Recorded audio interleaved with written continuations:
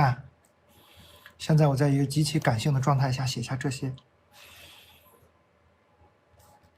日子，你的直播救我于水火之中，我太荣幸了。我们是同龄人，现在是25岁，我和他在22年上海的9月在一起。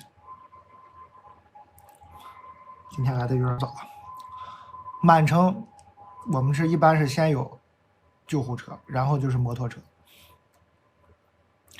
和他在22年上海的9月在一起，满城都是桂花香。他是皎洁的年轻人，这可以这么形容吗？我22年刚毕业，去他工作的咖啡厅兼职，他叫我冷翠小姐。在一起没多久后，11月爸妈叫我回北京，我们异地，一直是超级甜蜜的上头状态，每天醒来，每天上班，每晚睡觉，我们都会联系。我觉得我是世界上最幸福的女孩。不，你是世界上最幸福的冷翠女孩。异地的这半年时间，她骨折，也拖着大拐杖，每个月从上海飞北京1到2次来看我。23年6月，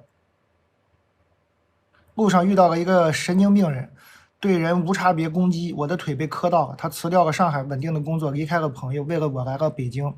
我们开始在他的屋子里同居，一样每天早安晚安工作。我还是觉得我很幸福，我是最幸福的。这1年多，几乎每天下班我们都互相去接。看到他在我公司楼下，一天的疲惫直接变成多巴胺。不一样的是，我们开始担心房租，担心收入。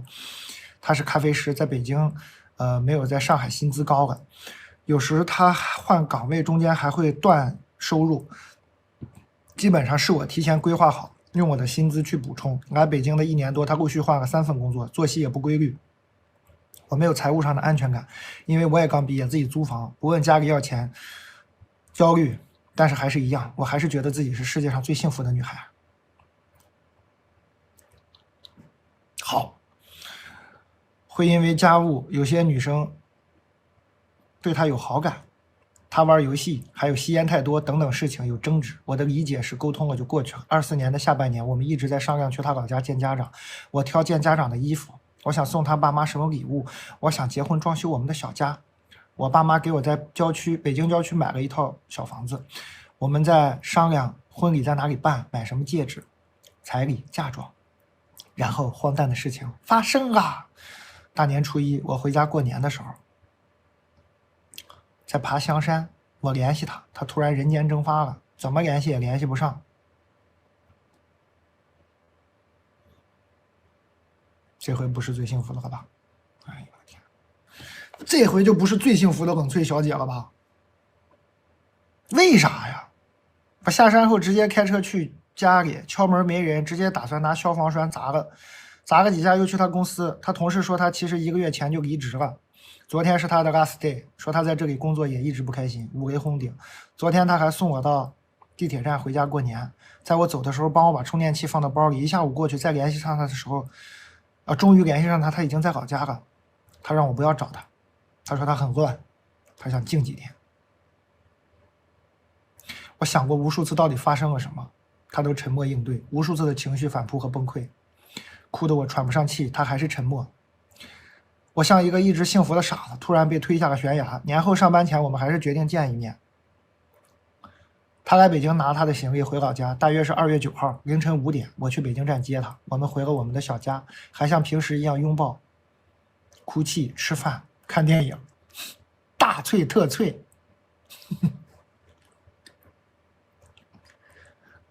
姐们儿，冷翠小姐，冷翠小姐，在这样的文章里，你是怎么写下这4个字的？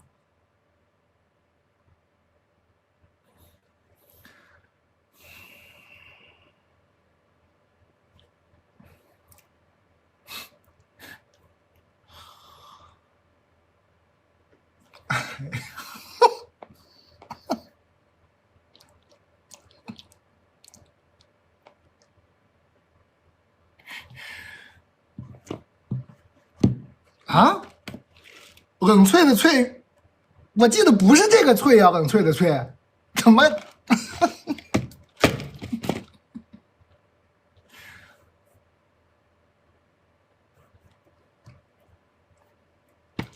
你怎么写下这4个字的？哎呦我的妈！大脆特脆，啊！第2天上班，早晨醒来，我问他，相爱的人为什么不能在一起？这不应该问我吗？怎么问上他了？他说生活不能继续了，陪我挤上10号线，早上送我去上班。我们在楼下咖啡厅吃早餐，不停的拥吻、哭泣，把彼此紧紧的拥在怀里。他回老家了，他的宝贝自行车路由器还在我这里，说以后回北京来拿。在他回去后就没回我信息了。想他的时候，我一遍又一遍的打他的电话，大概打了100个，打到疲惫还是沉默。我的心好痛，爱的疼啊，爱痛啊！现在我可以正常生活，上班、喝酒、跳舞，不知道以后还能不能见到他，还是很喜欢他，只是生活不能继续。走的时候给他转了一些存款，说我是他的天使投资人，希望他有一些成本可以去试错转行，暂时不用为温饱担心。蛋总，情关怎么过才好？我们该怎么办？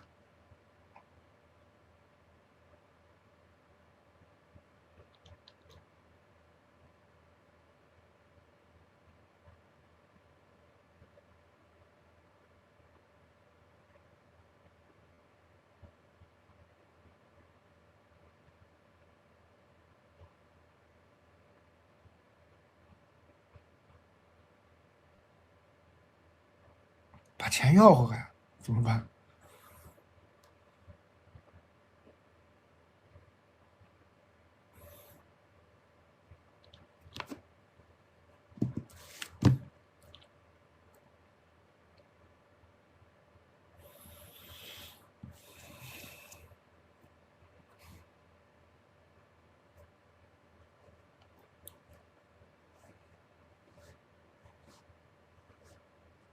打100个电话，接不起来，收到转账，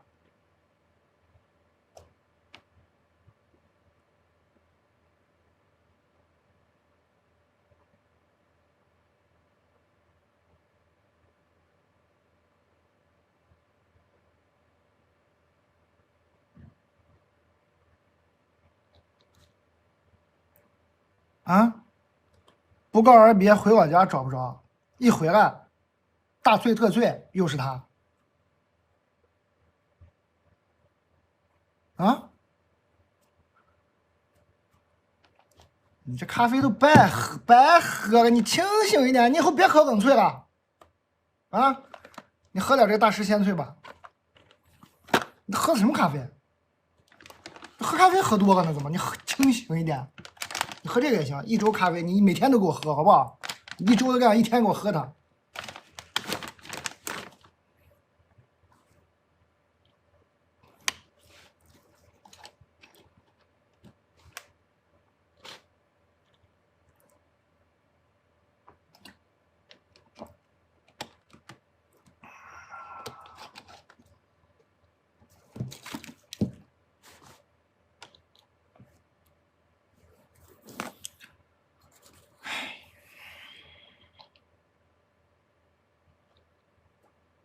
清醒一点啊，朋友。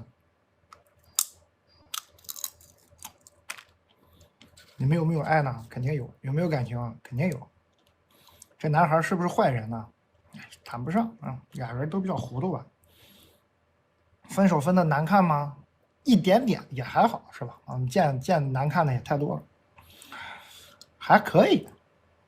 其实就是现实的压力扛不住了嘛，分了就分了，挺好的。你就给他分得干净一点嘛，不要有这些莫名其妙的行为。不知道啊，我也不知道这个男生是不是怎么的，不管不分析人家那个，只是说就分了就分了呗，好好分呗。还跟我问情关怎么过，先从好好分手开始，分了就分了呗，可别转账啥的了，没啥大问题。25岁遇到这种事儿不是很应该吗？挺好的。以后就好好分了就行。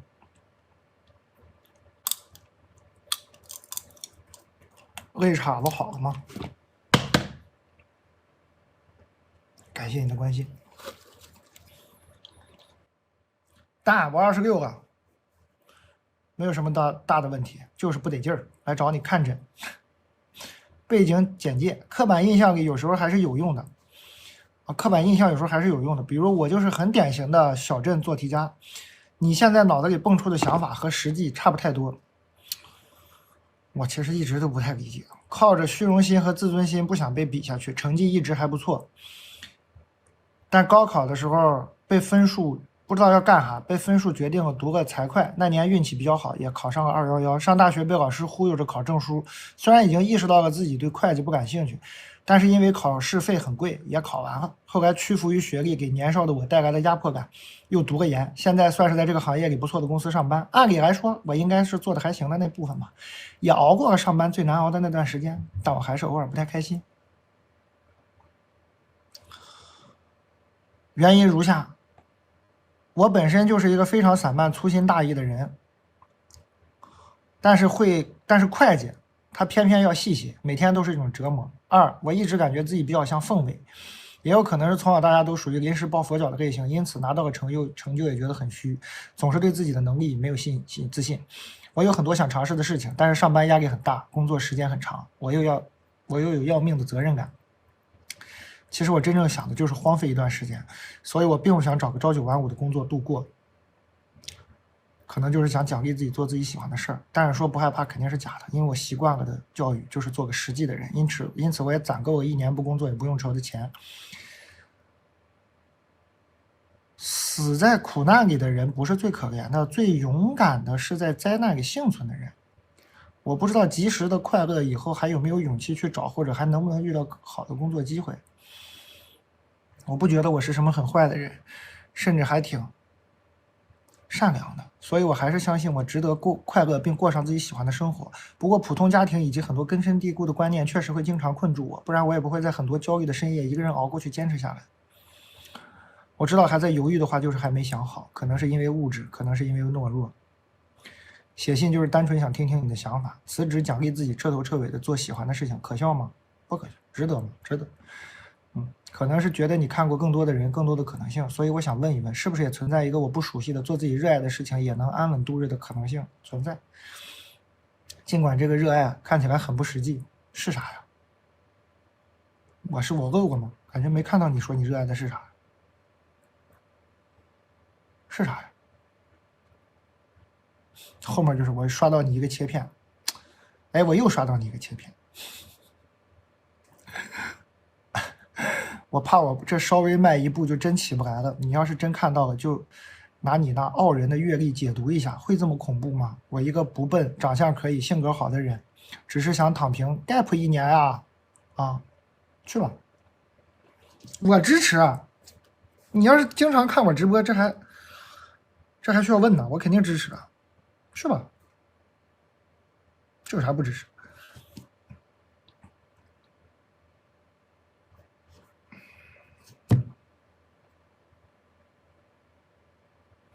优惠券它是满减，你买它就自动那个抵扣的啊，你直接买就行。除了那个秒杀品，应该是都能用。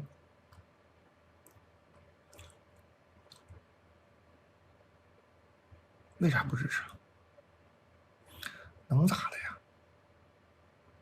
啊？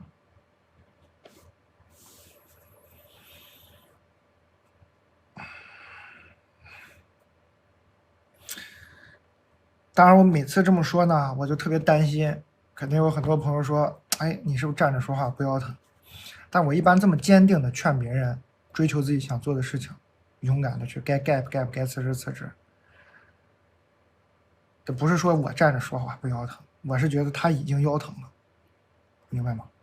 就我觉得这些朋友啊，就是坐着，但是他腰疼，他坐的挺好，他腰很疼，然后我这个站着腰不疼的人，我就劝他起来，我是真诚的啊，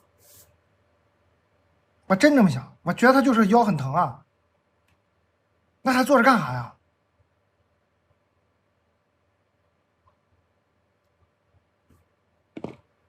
朋友们，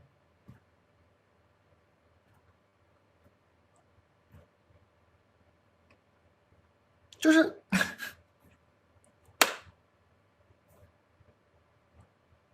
然后你问我说，那我以后能不能找到工作呢？那我以后能不能，我以后能不能？你现在腰已经疼了，就是你现在不站起来，你就腰疼。你想什么以后呢？你先让腰不疼啊，再想以后啊，你管呢？我哪知道以后能不能行？我只知道你会不疼。你不疼以后呢，你的心情会变好，你的状态会更好，你会变得自信，你会变得轻松。一般来说，人一旦进入了、掉入了这种状态，大概率是会活得越来越好的啊，它也是有逻辑的。天天腰疼不太可能越过越好。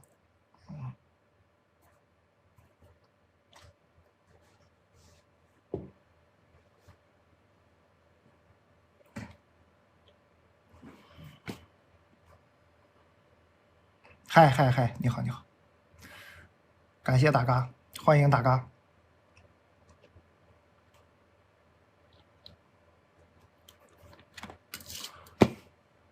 我没有特别关注啊，嘿，就是我也挺关注啊，但是我毕竟不是一个这个会计，或者是做这个，我也没有给大家制造焦虑的意思，我就是跟你们探讨。我刚看好多人说我也是学财会的，我也是做财会好多年的，是不是这行很容易被 AI 替代啊？现在目前看起来，是不是？感觉是呢，为啥？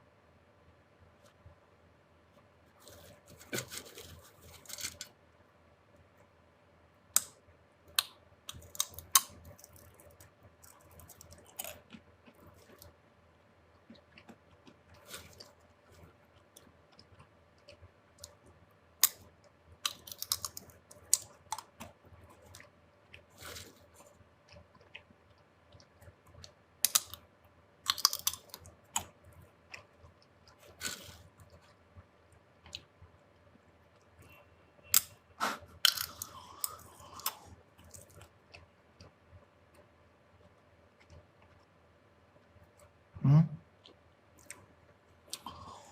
我感觉要想一想。当然我纯外行，我只是说那个可以想一想。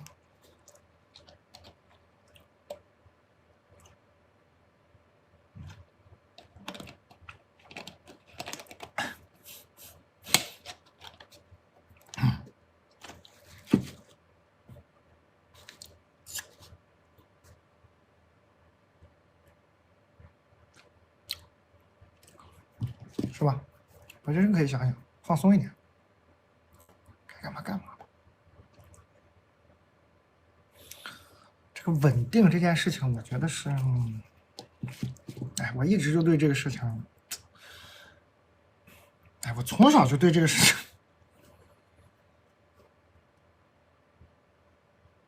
当然可能性格不一样，反正我从小就，而且我越来越不相信有这种什么很稳定的工作，我从小就不相信这件事，我现在越来越不相信。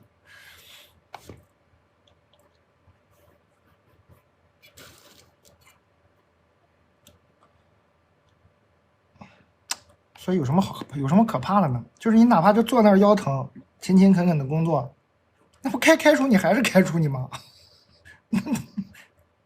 还不如趁着年轻，给自己长点本事呢，至少心情好一点。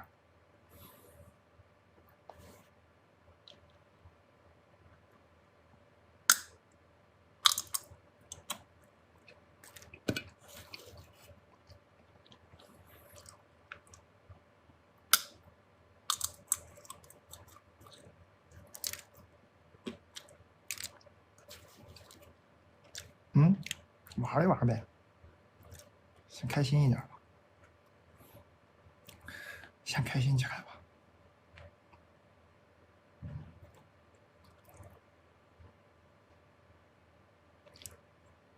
你看又来一个，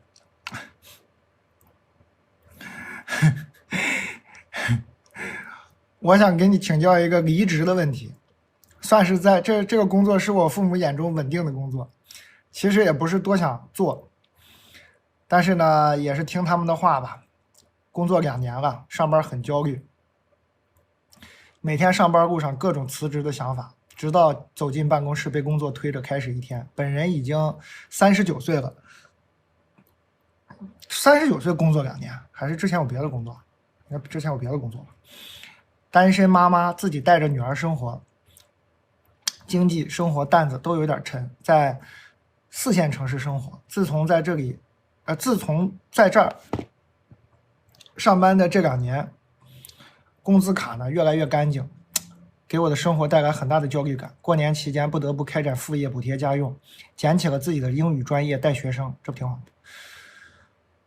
但是这种生活没时间思考和过平常的生活，彻底干副业了。开玩笑，没看完呢。考虑离职都半年多了，不知道怎么回事，就是跨不出那一步。我妈常说不干了以后就找不到这样的工作，现在他们看我常常不开心，也就是说，哎，看你自己咋想吧。如果离职，我可能就是教英语，没有保障，小城市交社保单位很少的，想精进一下自己的专业，提升一下，就是要过一种不确定的生活，有点迷茫。我从小就不是很有主意的人，我妈帮我决定很多。当我说出我的想法，他们全都否定我，说我幼稚。常常感觉人生有很多路，可是在关键节点又没有几条路能走。是思维局限了自己，还是环境局限了呢？思维、环境还有你爸妈都在局限你。本人也在大城市上过班，工作还好，在大城市凭能力啊，没有那么复杂。我也不知道自己是不是没长性才这样。哎，你有什么好的建议吗？小卖部零食还是比较好吃实惠的，非常喜欢你，谢谢，加油啊！谢谢，感谢。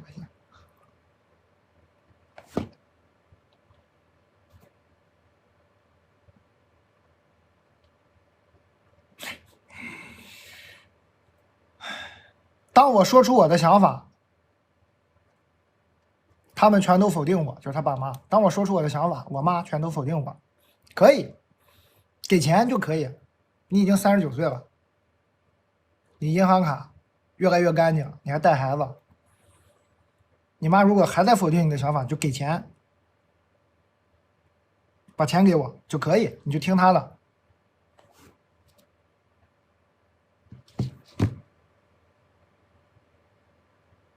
我听下来他不给你钱呢，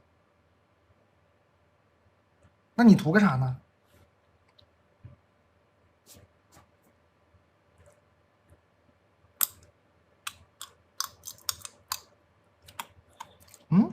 想干啥干啥。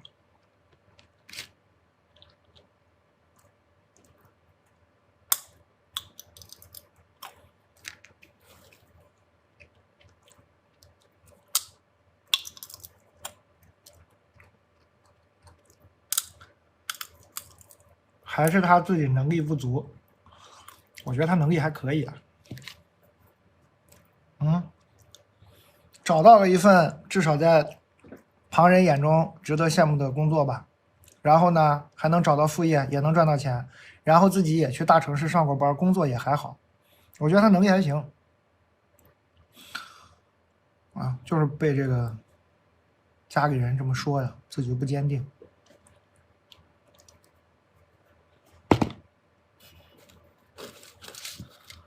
我觉得他能力还行，这还带孩子呢，你听听，多吓人呐！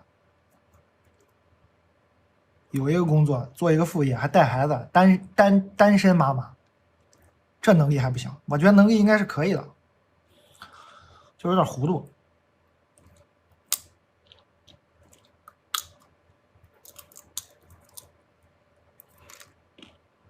有点糊涂。你就这一条，你别的也不用想，就这一条，就是你爸你妈在干涉你、干扰你，就能不能把钱给你？孩子生活费、学杂费什么的，整点，为自己选一次呢？怎么样？39岁，为自己活一次怎么样？感受一下呢？是我真劝你感受一下，多闹挺。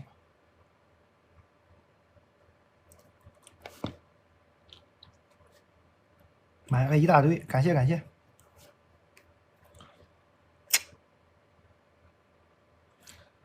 好吃啊。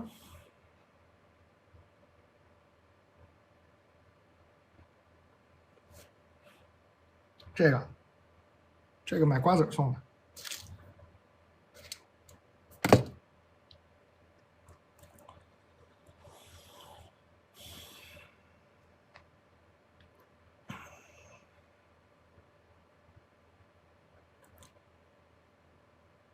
但我跟你分享一个这几年发生的事情。大学时我有个女生朋友，普通家庭独生女，父母做点小生意，长相6分，身材很好，除了脸都是顶配，属于职场上都会夸一句气质成熟、气场强大，但是走在大学里属于别人都会叫一声姐或者老师的存在，所以大学里被喜欢的情况比较少。感情不顺，但是很会挣钱，从大一开始创业，倒腾点小商品。因为聪明会来事，老师喜欢，贵人提携，大二下就积累了小6位数的存款。我本来以为他会成为学校的创业传奇，毕竟他的很多前辈师哥都是这条路。但是人在无聊的时候，总想有点感情生活。大一在社团的时候和队友谈恋爱，带着男生拿了2个省奖后，男生喜欢上了师妹。大三最有钱的时候和合伙的师哥地下恋情，拿钱花时间把稳定盈利的工作室转了出去，支持师哥创业梦想。干了1年，终于开始盈利。姐妹年后生日去出租屋送惊喜，结果把师哥师姐捉奸在床。后来折腾累了，不想携手同行，想找个有责任感的、一心一意的内向男生。朋友介绍下认识了一个高大老实、稳定、有责任感、和女生圈子没有交集的男人，很快在一起了。男生是初恋，女生自觉亏欠他。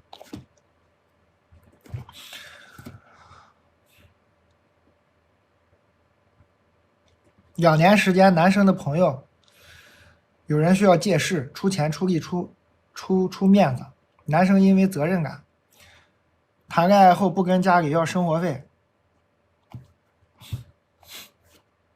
责任感，这都什么玩意儿？男生家里听说女生能挣钱，也没主动给过。女生不愿意他做廉价的体力劳动，就邀请他同住，照顾自己的同时负担生活开销，一人挣钱2人花。男生朋友多，重感情，爱喝酒，平时交际多。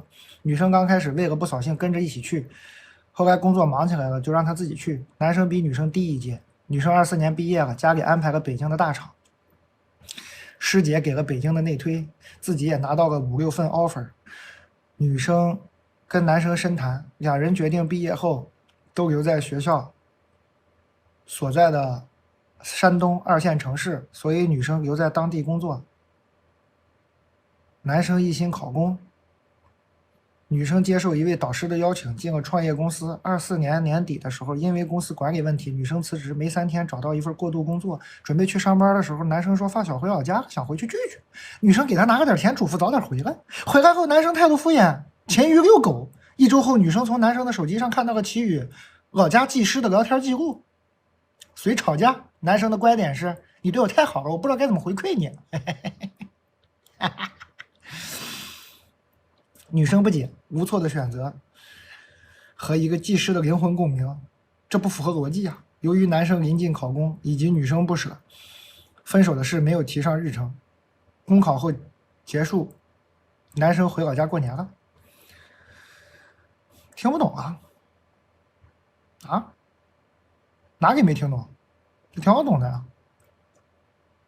哪里没听懂？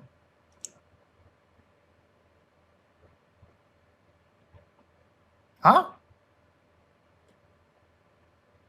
我现在念完，我一会儿给你解释解释发生了啥。女生自己留在异乡过年，经济情况好转，开始寻觅新工作。年后公考成绩出来，男生上岸失败，家里父母嫌女生工作不稳定，要求男生在老家小县城考编，男生随提分手，2年的感情就此结束。女生在家里安排下到上海找工作，薪资翻了3倍。前2天有人问她近况，为什么没在发现对方出轨时选择分手？她是这么说的：我的妥协不是爱，是我向迄今为止最失败的投资，求一次上岸的机会。其实那个时候心里都知道，我们没有机会走到最后了，但我的安定不能在一起被这么恶心的方式推动。我接受不了自己比不过一个技师。故事和人生都远没有结尾，但是写到这里，已经言无可言。但你怎么看？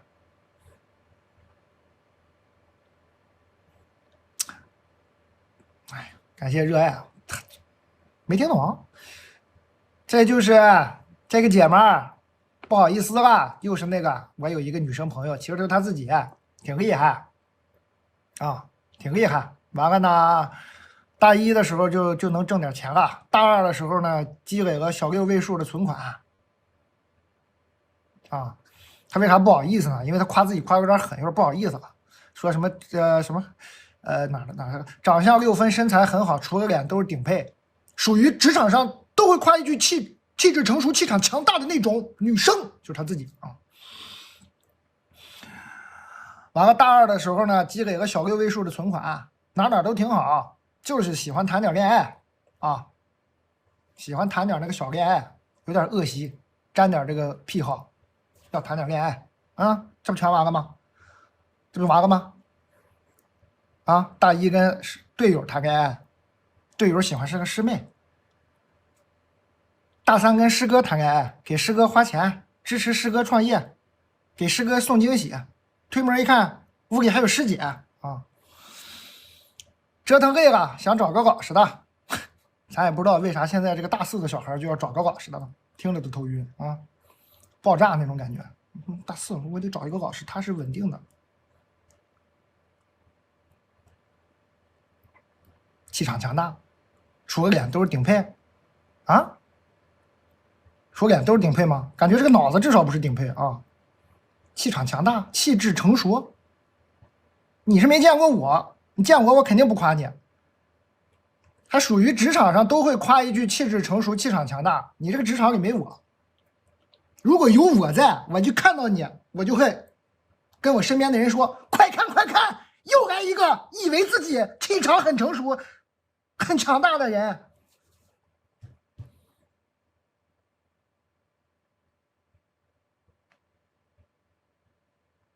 完了就是这个，跟这个老实男生在一起混了几年，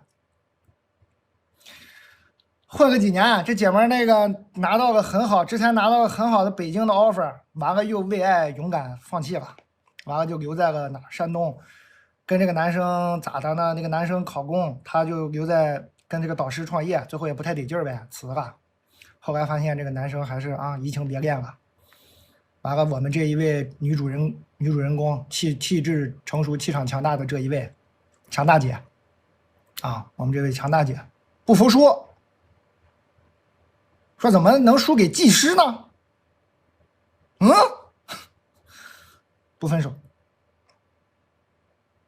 最后还是分了，结局是好的，手也分了，然后呢，这个强大姐在家里的安排下到上海工作了，薪资翻了3倍，挺好。你别让我碰见啊！欢迎来上海，但是最好不要碰到我。你可能会听到你这一生都没听过的难听的话，我在网上不方便说。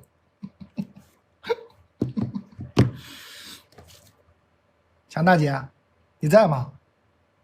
你在不在？你在不在？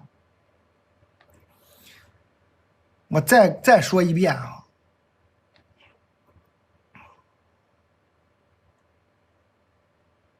就这个什么长相6分，身材很好，除个脸都是顶配这种我真是不建议大家这样来思考自己或者思考别人，我强烈不建议强大姐，你在吗？你听得进去吗？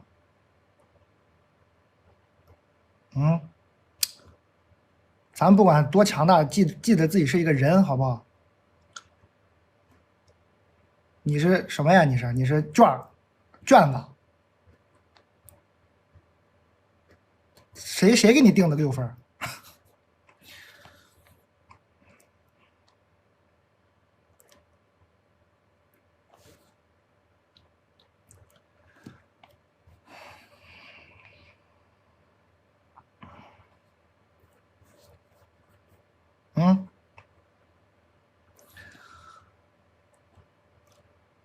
先把这个给他忘了，然后都来上海，你就好好工作，好好挣钱，行不行？你不挣钱能力挺强的吗？要好好赚钱啊，好吧？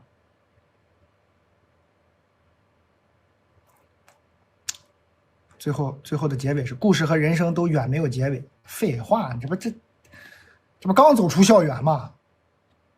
但是写到这里已经无言，就是没得说了。哎呦我的妈呀！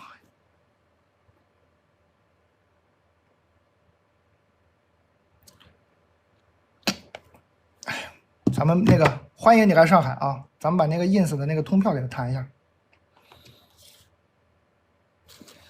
来上海，找几个姐们儿朋友啊，一起注意安全啊！但是去那儿玩会儿，喝点酒，看看，转转，激发一下自己这个语言的欲望。怎么就能无言了呢吗？这人生不是刚开始吗？怎么就无言了？这位强大的朋友，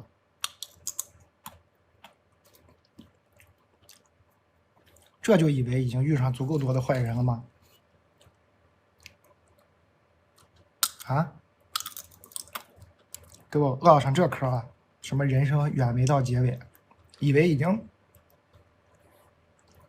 看够了，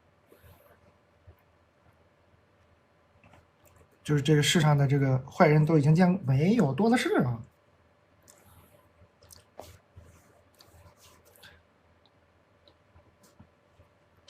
多挣点钱，多出来玩儿，慢慢体验，太好了，是吧？幸好赚钱能力强，太好了，真是恭喜你！你把你那个钱以后赚了，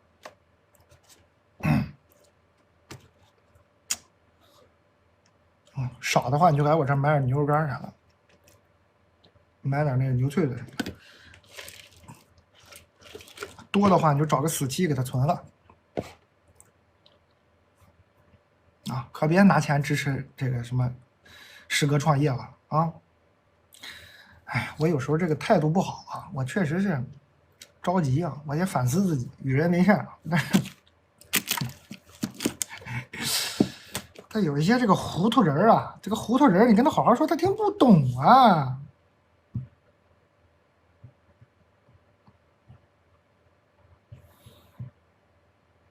年纪轻轻，嘴里学一堆破词儿，往自己身上贴，哎，真头晕。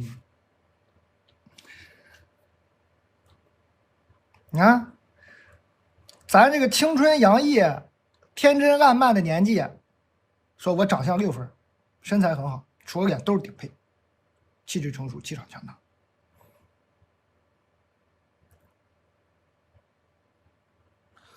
完了，谈个恋爱，糊涂了，是不是？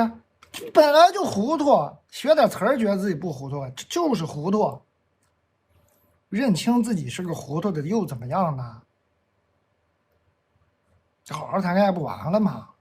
还要赢，面子还放不下，是不是？我为啥要讽刺他这个？我为什么要讽刺他这个哪是个哟？气质成熟，气场强大。就你这个你自己给自己想问题的时候，给自己贴上这样标签，面子自己给那自己架那了。你看他最后为什么难受？就自己把自己架那了，就觉得我可跟你们这些普普通通大学生可不一样哦，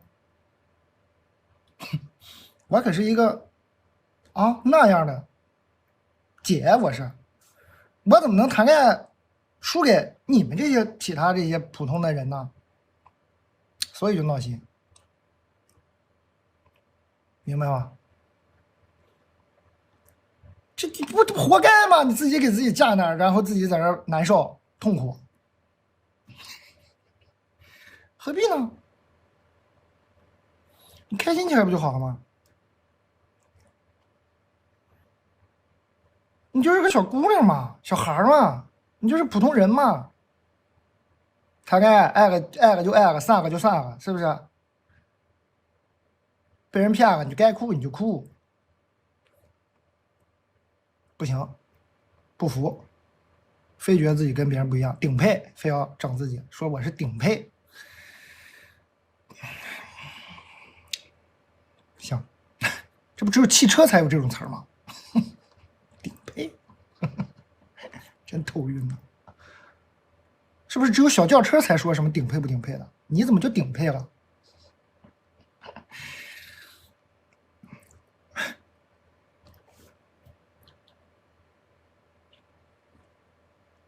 小轿车、汽车人、变形金刚，你是不是不尊重你了？我就可能不知道，你可能是那个什么霸天虎、大黄蜂，是不是？是我不够了解你啊？